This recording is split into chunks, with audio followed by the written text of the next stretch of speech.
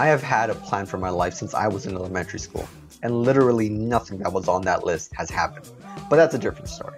One of the things that is on that list is finding the one, and oh boy did I find her, or so at least I thought I did. Many, many, many times.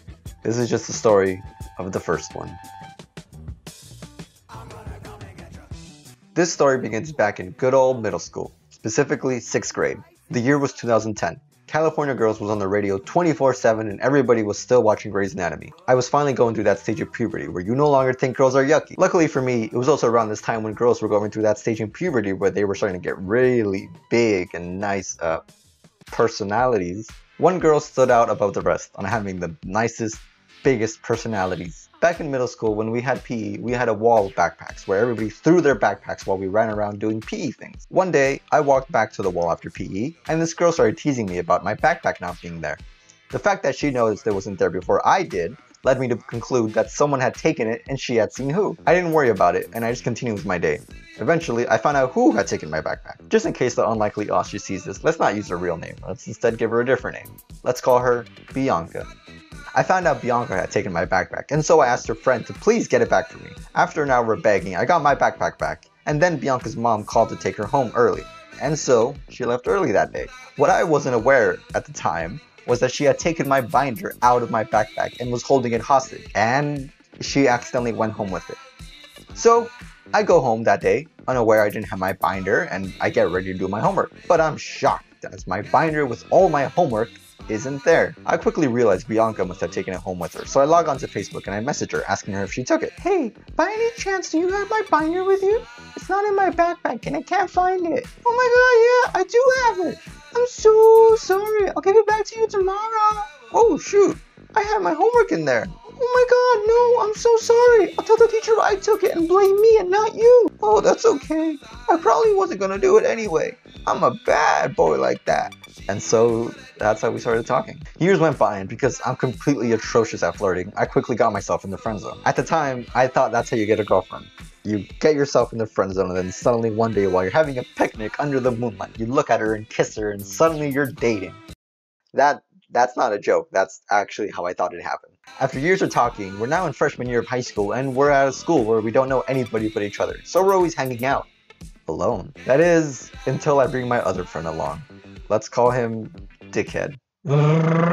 Dumb, stupid, idiot, Erwin. Oh my god, I was so stupid. So I bring Dickhead along, and suddenly we're in a trio. And suddenly, I'm hearing less and less from her. And suddenly, they start getting closer. I talked to my friend Dickhead about it and find out he actually has a crush on this other girl. So it's a-okay and I have nothing to worry about. Dickhead asked me to start talking to the girl and find out if she likes him back. And so in hopes that it gets him over from Bianca, I do it. I start talking to the girl.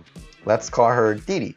And we actually get along. I find out she doesn't like him, and when I tell him, he's devastated. it's probably how he had his first heartbreak. What I didn't know at the time, and what I didn't learn until the end of this story, is that when you have a heartbreak, you usually don't take it too well, and you tend to think irrationally. Dickhead blamed me because Dee Dee and I were close now, and so of course it was my fault she didn't like him. Kind of ironic, isn't it? So Dickhead then acts like a dickhead, and well, he does the one thing I begged him never to do. He tells Bianca I like her. I like talking to Bianca. So much so that I kind of refused to let her know I liked her because I was scared it would ruin our relationship. And that's exactly what happened. I couldn't talk to her anymore because I was too embarrassed, and she told me that her parents wouldn't ever let her date. And while yeah, maybe it was true, it was clear she didn't like me back. And I don't blame her. 9th grade Erwin was a dumbass. A dumb, stupid, dumb idiot dumbass. I didn't know how to talk to girls. I wouldn't learn how to do that for another year. But that's another story. Me and Bianca would try to keep talking, but it was never the same. I think the first moment that I felt heartbreak was one day when Bianca, Dickhead, and I were walking out of school and Bianca mentioned going to Starbucks. And I said I was down, but that I had to go inside to get something. But that I'd be back in a bit. I go inside to get the thing I'd forgotten, and when I came outside, they weren't there anymore.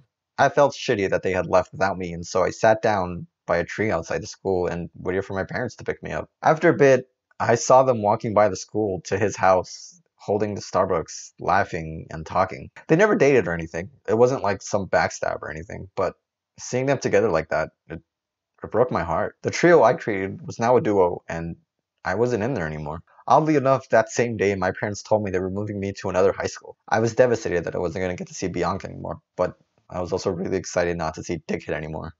I haven't seen or talked to Daycare since my last day at that school. He blocked me on everything, cause I'm the bad guy in this story. Me and Didi are still friends to this day, and we talk every now and then about my more recent problems and endeavors with the female kind. Not too long after I moved schools, me and Bianca slowly drifted apart and we stopped talking. It doesn't hurt to talk about it anymore, and I can just laugh about it as some embarrassing coming of age story about my first little heartbreak. I once thought she was the great girl I was always looking for, and I would never be able to meet anyone or like anyone as much as I liked her.